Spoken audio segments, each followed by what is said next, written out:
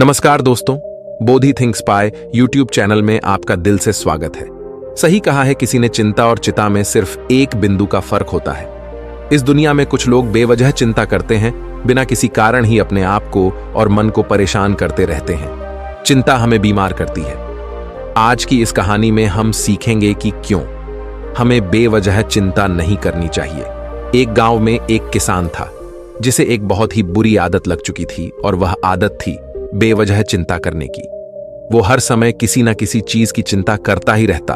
वो हर समय सोचता रहता है कि कहीं मेरे साथ कुछ गलत ना हो जाए, जबकि उसकी जिंदगी में अभी तक सब कुछ ठीक ही चल रहा था। उसके पास एक बड़ा सा खेत था जिसमें अच्छी खासी फसल हो जाती थी। खेती करने के लिए 2 बैलगाड़ियां थीं, एक अच्छा घर था, एक पत्नी और 2 प्यारे बच्चे थे। लेकिन फिर भी वो किसी ना किसी अनहोनी के बारे में सोचकर बेवजह चिंता करता रहता। कभी सोचता कि अगर मेरी फसल में कीड़े लग गई तो क्या होगा, अगर आवारा पशुओं ने फसल को बर्बाद कर दिया तो क्या होगा, अगर सूखा पड़ गया या अत्यधिक बारिश हो गई तो मेरी फसल खराब हो जाएगी। ऐसे ही वो भविष्य की अन्य बातों के बारे में सोचकर बेवजह चिंता में डूब रहा था, जैसे कि कहीं खेती के समय मेरे बैल बीमार ना पड़ जाए, मेरे बच्चों का भविष्य कैसा होगा, कहीं बुढ़ापे में मुझे कोई बड़ी बीमारी ना हो जाए, मेरे बच्चे बुढ़ापे में मेरा ख्याल रखेंगे भी या नहीं, वगैरह वगैरह। अपनी इस लगातार बेमतलब चिंता करने की आदत की वजह से वो आसान और परेशानी नहीं लगता था, और अब उसका किसी भी काम में मन भी नहीं लगता था। उसकी पत्नी ने भी इस बात को अनुभव किया कि उसे बिना मतलब चिंता करने की आदत पड़ चुकी है।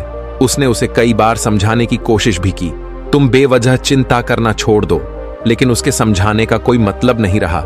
उसे पता चला कि नगर में एक महात्मा आए हैं जिनके पास सारी समस्याओं का हल है।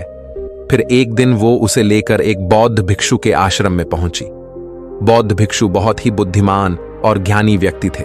किसान और उसकी पत्नी अपनी सारी समस्या बौद्ध भिक्षुओं के समक्ष रख दी।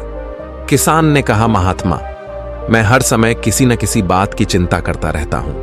मैं ज्यादातर उन बुरी चीजों के बारे में और फिर कभी अपना हाथ अपने सिर पर रखते तो कभी जमीन पर।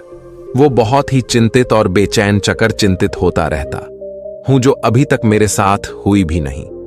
किसान की समस्या को पूरे ध्यान से सुनने के बाद बौद्ध भिक्षु ने कहा, ठीक है, तुम दोनों कल सुबह आना और फिर मैं तुम्हें तुम्हारी समस्या का समाधान बता दूंगा।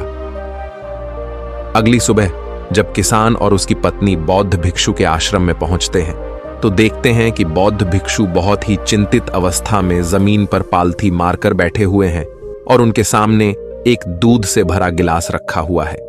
बौद्ध भिक्षु बार बार उस दूध के गिलास की तरफ देख रहे हैं और फिर कभी अपना हाथ अपने सिर पर रखते तो कभी जमीन पर वो बहुत ही चिंतित और बेचैन दिखाई पड़ते थे। ये देखकर किसान ने पूछा, महात्मा, आप इतने परेशान क्यों लग रहे हैं? आपके समक्ष दूध रखा है, आप इसे पी क्यों नहीं लेते? महात्मा बोले, मुझे चिंता हो रही है कि कहीं इस दूध को बिल्ली ना पी जाए या फिर मैं कहीं जाऊं, और तो क्या पता, या दूध कहीं गिर जाए। मैं दूध को पीना तो चाहता हूं, लेकिन मेरा भी मन नहीं है। मैं तो यही सोच रहा हूं कि अगर ये दूध खराब हो गया या कोई गंदी चीज इस पे पहुंच गया तो फिर क्या होगा? इतना सुनकर किसान जोर जोर से हंसने लगा। किसान ने हंसते हुए कहा, महात्मा, इसमें इतनी चिंता करने वाली कौन सी बात है? ये दूध ही तो है। अगर इसे बिल्ली ने गिरा दिया, ये खराब हो गया, या फिर किसी ने इसे पी लिया तो क्या हो गया? ये आपको दोबारा मिल जाएगा, और वैसे भी आपका चिंता करना व्यर्थ है, क्योंकि ना तो अभी इसे बिल्ली ने गिराया है, ना ही खराब हुआ है, और ना ही अभी इसे किसी ने पिया है, और हो सकता है कि भविष्य में ऐसा हो भी न। किसान के मुंह से ये बातें सुनकर बौद्ध भिक्षु मुस्कुराए और बोले, मैं भी तो तुम्हें ही यही समझाने का प्रयास कर रहा हूं कि भविष्य की उन घटनाओं की चिंता करना व्यर्थ है जो अभी हमारे साथ हुई ही नहीं, और बहुत बड़ी संभावना है कि वो कभी होगी भी नहीं, और अगर हो भी गई तो जिस चीज को तुम्हें एक बार हासिल कर सकते हो उसे तुम दोबारा भी हासिल कर सकते हो, और अगर नहीं कर पाए तो कोई बात नहीं, क्योंकि समस्याओं के आने के साथ ही उन समस्याओं का सामना करने की हिम्मत भी अपने आप ही आ जाती है। ये बातें सुनने के बाद किसान को लगा जैसे किसी ने उसके गाल पर एक थप्पड़ मारकर उसे नींद से जगा दिया हो। उसे महसूस हुआ कि वो भी तो यही गलती कर रहा है। वो भी तो भविष्य की उन घटनाओं के बारे में सोचकर चिंतित हो रहा है जो अभी तक घाटी ही नहीं और शायद कभी घटेगी नहीं। वो और फिर बौद्ध भिक्षु के चरणों में गिर पड़ा और कहने लगा, इतनी आसान में मुझे मेरी गलती का एहसास करवाने के लिए आपका बहुत बहुत धन्यवाद, और मैं आज से पूरा प्रयास करूंगा, मैं बेवजह चिंता करना बंद कर दूंगा। जापान में एक लोकप्रिय कहावत है, अगर तुम चल रहे हो तो सिर्फ चलो, अगर तुम खा रहे हो तो सिर्फ खाओ, लेकिन एक समय में सिर्फ एक ही काम करो, चिंता ना करो। इस लोकप्रिय कहावत के अर्थ ने मुझे हैरान कर दिया था, और सच कहूं तो मुझे ऐसा लगता है कि कहावत के अर्थ में ही वो राज छुपा है जिससे अगर किसी ने अच्छे से समझ लिया और अपने जीवन में उतार लिया तो वो चिंता के बंधन से ही हमेशा हमेशा के लिए मुक्त हो जाएगा। इस कहावत के अर्थ के बारे में हम आगे बात करेंगे, लेकिन उससे पहले देखते हैं कि हमारे दिमाग में इस तरह के विचार से ज्यादा चल रहे होते हैं। पहला, क्या मैंने ये काम सही से किया? दूसरा, क्या मैं इसे और बेहतर कर सकता था? तीसरा, इसका परिणाम क्या होगा? और चौथा, लोग मेरे और मेरे काम के बारे में क्या सोच रहे होंगे? ये ऐसे कुछ विचार हैं जो हमारे दिमाग की सिस्टम में ज्यादातर समय चलते रहते हैं, लेकिन हमें पता नहीं चलता क्योंकि हमने इन विचारों के साथ जीना सीख लिया है। और हमारा दिमाग काम भी ऐसे ही करता है कि अगर हमने इसे किसी काम को कई बार करवा लिया तो फिर ये उसे अपनी आदत बना लेता है और फिर हमारे चाहे बिना भी उस काम को करने का प्रयास करता है। शुरुआत में तो हम किसी भी काम को अपनी इच्छा से पूरे होशो हवास में करते हैं, लेकिन बाद में वो हमारी आदत बन जाता है और फिर हम बस बेहोशी की हालत में बिना सोचे समझे उस काम को करते चले जाते हैं।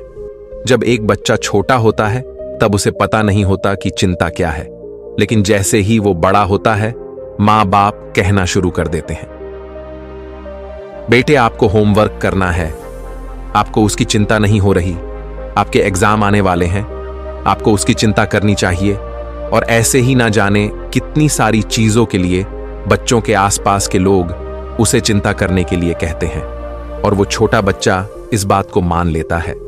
ये अच्छा, किसी भी काम को करने के लिए हमें उसकी चिंता करनी पड़ती है और फिर वो भी किसी काम की घटना के बारे में बार बार सोचने लगता है। शुरुआत में तो वो ये काम जानबूझकर करता है, लेकिन धीरे धीरे उसका मन इसे अपनी आदत बना लेता है और फिर ना चाहते हुए भी उसका मन एक ही विचार के बारे में बार बार सोचता रहता है और फिर वो अपनी पूरी जिंदगी चिंता के इस जाल में फंस कर रह जाता है। लेकिन अब प्रश्न यह उठता है कि इसका समाधान क्या है? तो इसका समाधान है ऊपर बताई गई जिन कहावत का अर्थ यानी जागरूकता। हमें अपने विचारों के प्रति जागरूक होना पड़ेगा। हमें थोड़ी देर रुककर इस बात पर ध्यान देना होगा कि कहीं हम ना चाहते हुए भी एक ही घटना के बारे में तो बार बार नहीं सोच रहे हैं। हमें पूरी जागरूकता के साथ ये देखने का प्रयास करना होगा कि पूरे दिन हमारे अंदर इस तरह के विचार उठते रहते हैं। अब आप पूछ सकते हैं, केवल जागरूकता क्या करेगी? मैं कहता हूं, या काफी है? ये मन को शांत करने के लिए पर्याप्त है, मन को अपने स्वभाव का एहसास कराने के लिए पर्याप्त है। और जीवन में जागरूकता लाने का सबसे आसान तरीका है ध्यान करना।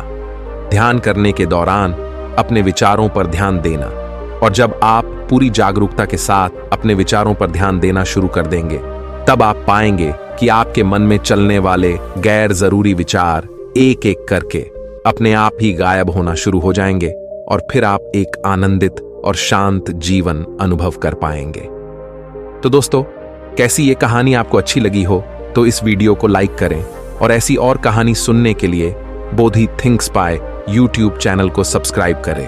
तब तक मिलते हैं हम आपसे ऐसी ही एक और प्रेरणादायक कहानी के साथ अगले दिन। तब तक के लिए अपना ख्याल रखें। धन्यवाद।